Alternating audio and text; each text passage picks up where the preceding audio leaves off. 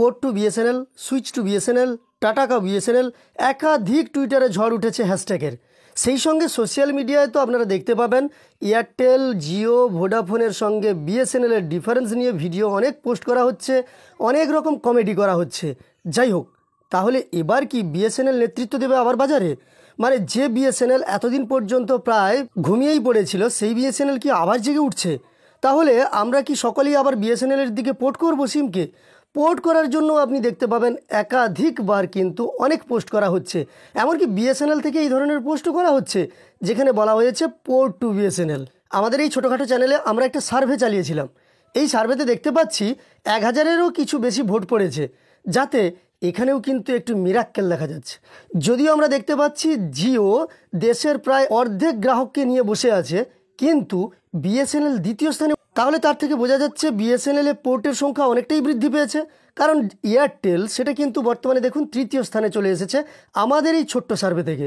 আর ব্যক্তিগতভাবে আমাকে যদি জিজ্ঞেস করেন আমি কি সিম ব্যবহার করি, সেক্ষেত্রে আমি কিন্তু যে দুটি সিম ব্যবহার করি, একটি এয়ারটেল আর একটি বিএসএনএল। কারণ বিএসএনএল যাদের কাছে দুটি সিম আছে তাদের ক্ষেত্রে একটি বিএসএনএল রাখা আবশ্যক। যে মিনিমাম রিচার্জটুকু আপনি করলে বিএসএনএলের সুবিধা পাবেন, অন্য কোনো কোম্পানিতে পাবেন না। এমনকি এখন আবার অন্যান্য কোম্পানিতে আপনি রিচার্জ না করলে কয়েকদিনের মধ্যেই আপনার ইনকামিং বন্ধ হয়ে যাচ্ছে। আপনি রিচার্জ না করলে ইনকামিং বন্ধ হয়ে যাওয়ার মতো মারাত্মক ঘটনা বিএসএনএল কিন্তু হচ্ছে না। আমি মাত্র 91 টাকা দিয়ে রিচার্জ করি 60 দিনের জন্য, এবং সঙ্গে একটি 10 টাকার টপ আপ। মানে আমার যদি কোনো কারণে ফোন করার বা কোনো কিছুতে প্রয়োজন হয়, সেই কারণে আমি 10 টাকার একটা টপ আপ ভরে নিই, যেখানে 7 টাকা সামথিং আমি ব্যালেন্স পেয়ে যাই। বাকি 91 টাকা রিচার্জ করলে আমি 2 মাসের ভ্যালিডিটি পাই, এমনকি 4 মাসেও একবার রিচার্জ করলে কোনো সমস্যা হয় না। সেই বিএসএনএল এখনও পর্যন্ত তাদের রিচার্জ প্ল্যান সেম রেখেছে, এখনও পর্যন্ত রিচার্জ প্যাক বাড়ায়নি। কিন্তু সে জায়গায় যারা বেসরকারি কোম্পানি অর্থাৎ জিও, এয়ারটেল কিংবা ভিআই, তারা মিনিমাম প্রত্যেকটি গ্রাহক প্রতি 300 টাকা টার্গেট করেছে। এই টার্গেট গতবার তাদের ছিল 200 টাকা, এবার তারা টার্গেট করেছে 300 টাকা। আগামী বছর হয়তো আমরা দেখব এই টার্গেট 400-তে চলে গেছে। আজ থেকে যদি প্রতিবাদের ঝড় না হয়, আজ থেকে সরকারি ওই যে ঘুমিয়ে পড়া সংস্থা অর্থাৎ বিএসএনএল, ভারত সঞ্চার নিগম লিমিটেড, তা যদি না জেগে ওঠে, তাহলে কিন্তু ভবিষ্যতে আমাদের সমস্যা আরও বৃদ্ধি পাবে। টিভি দেখার কষ্ট অনেক বৃদ্ধি পেয়েছে, সেই সঙ্গে মোবাইলের খরচ, এবং একটি পরিবারে প্রত্যেকটি লোকের জন্য প্রত্যেকের কিন্তু একটি করে মোবাইল আছে বা সিম আছে, এবং বেশিরভাগ পরিবারে এই ঘটনাটি ঘটে থাকে। শুধুমাত্র যে একাধ ঘরে তা নয়, বর্তমান কিছু করার নেই, প্রত্যেকের জন্য আলাদা আলাদা নম্বরের প্রয়োজন হয়। যেহেতু যুগ ডিজিটাল, আপনাদেরকে ডিজিটালাইজড হতে হচ্ছে, সে কারণে আপনাদের প্রত্যেকের জন্য একটি করে সিম প্রয়োজন হচ্ছে। তো এবার আজকের ভিডিওতে যেটা আলোচনা করব, বিএসএনএল ব্যবহার করা কি ঠিক হবে, বা বিএসএনএল এই মুহূর্তে পোর্ট করা কি ঠিক হবে? বিএসএনএলের রিচার্জ প্যাক তো অনেক সস্তা, তাহলে বিএসএনএলে কিন্তু সুবিধা কি সেইভাবে পাওয়া যাবে? তো চলুন আজকের ভিডিওতে আমরা এই সম্পর্কিত সমস্ত তথ্য জেনে নিই। শুরুর পূর্বে আপনাদের কাছে একটি ছোট্ট অনুরোধ করব, এই চ্যানেলে আপনি নতুন এসে থাকলে প্রতিনিয়ত গুরুত্বপূর্ণ ভিডিওর নোটিফিকেশন পেয়ে যাওয়ার জন্য চ্যানেলটিকে সাবস্ক্রাইব করে পাশে থাকা নোটিফিকেশন বেল আইকনটা অবশ্যই অল করে রাখবেন। বিএসএনএলের অসুবিধাগুলি সম্পর্কে কিন্তু আমরা আলোচনা করব ভিডিওতে, তবে তার আগে দেখে নিচ্ছি দেখুন বিএসএনএলে কত সস্তায় প্যাক। মানে বিএসএনএল কিন্তু প্রথম থেকেই তৈরি হয়েছিল প্রত্যন্ত গ্রামীণ লোকেদের এবং কম আয়ের মানুষেরা যাতে কানেকশান পেয়ে থাকেন, তার জন্যই কিন্তু বিএসএনএল তৈরি হয়েছিল। এখনও কিন্তু রিচার্জ প্যাকগুলো সেই ধরনের আছে, আপনি দেখলে বুঝতে পারবেন। 87 টাকা রিচার্জ করলে 14 দিনের ভ্যালিডিটি পাবেন, 1 জিবি করে ডেটা পার ডে পাবেন, আনলিমিটেড কল পাবেন। 15 দিনের ভ্যালিডিটি, আনলিমিটেড কল, 2 জিবি করে ডাটা পার ডে 97 টাকায় পেয়ে যাবেন।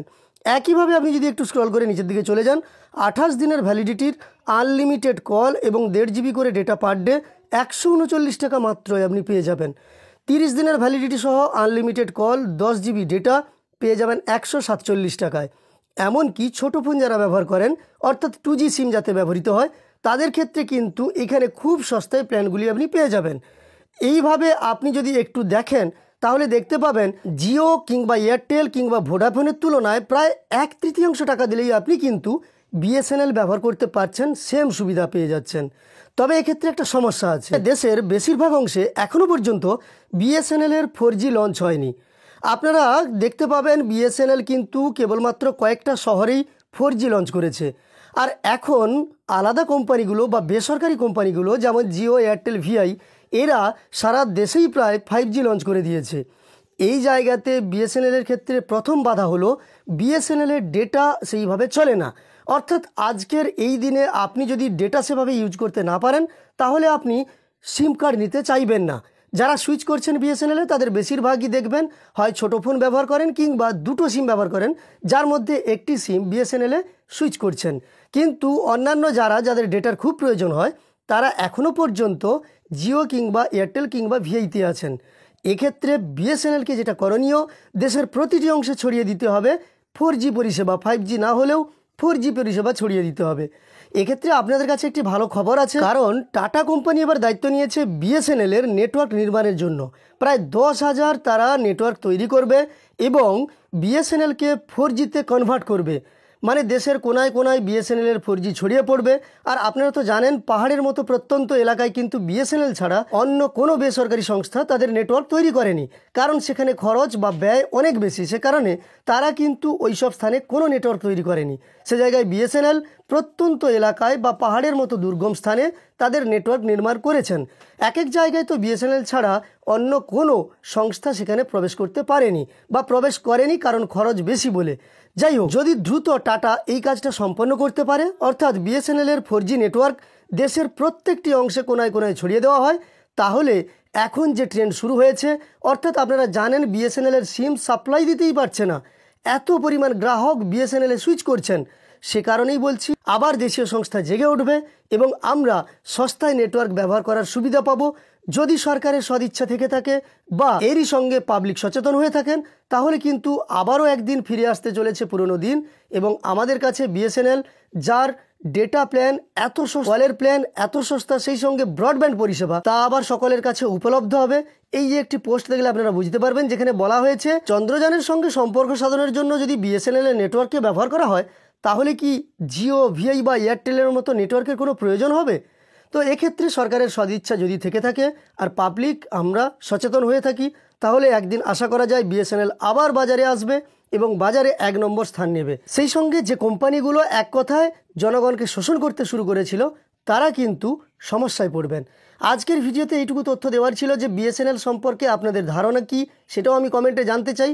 বিএসএনএল অরিজিনালি আপনি ব্যবহার করবেন কিনা সেই সম্পর্কে ধারণা আমি আপনাদের দিলাম। আপনার মন্তব্য অবশ্যই আপনি কমেন্টে জানিয়ে দেবেন। আমার দেওয়া তথ্য ভালো লাগলে একটি লাইক করবেন। এই ধরনের আরও তথ্য পাওয়ার জন্য চ্যানেলটিকে সাবস্ক্রাইব করে সাথে থাকবেন। ভিডিওটি শেষ পর্যন্ত দেখার জন্য অসংখ্য ধন্যবাদ।